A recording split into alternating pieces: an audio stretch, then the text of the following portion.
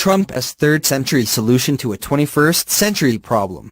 At a press conference at Camp David over the weekend, a reporter asked Donald Trump if he is still working on having Mexico pay for a wall along the United States southern border. "Yeah," the Republican replied, "I believe that Mexico will pay for the wall. Mexico will pay. In some form, Mexico will pay for the wall." In reality, however, the president and his team are moving forward with a very different approach. The New York Times reports today that Trump world intends to redirect funds, which is to say, our money, not Mexico's, away from effective border policies and toward construction of a wall. The Trump administration would cut or delay funding for border surveillance, radar technology, patrol boats and customs agents in its upcoming spending plan to curb illegal immigration, all proven security measures that officials and experts have said are more effective than building a wall along the Mexican border.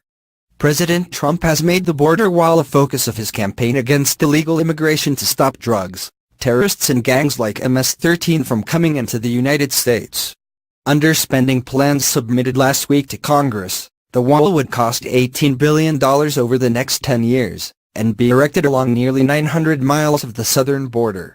The article quoted Representative Will Hurd, R. Texas, a former CIA officer and generally a White House ally, saying, "People that are dealing with this issue know that a third-century solution to a 21st-century problem is not going to fix this long-term." It asked the president, however, who don't seem to understand this basic detail. Given a choice between investing in policies that have proven effective in improving border security and throwing money at a symbol of far-right politics, Trump prefers the latter, even if that means taking money away from effective policies. What is especially annoying about this is that the president seems unwilling to familiarize himself with the basics of the debate he claims to care so much about. Trump says a wall is necessary to block drugs from entering the United States, which don't make sense. He also says a wall will stop illegal immigration, which is also hard to take seriously, since most undocumented immigrants in the United States are here on overextended visas. And yet, in classic post-policy fashion, Team Trump has adopted a posture of indifference toward the evidence that shows its approach won't work. From the Times article, Trump's budget request for a wall either eliminates critical funding for border security programs or shifts money from them, threatening to leave gaping holes. The cuts include money for a remote video surveillance system in the Rio Grande Valley in South Texas, an area known for high numbers of border crossings and drug smuggling.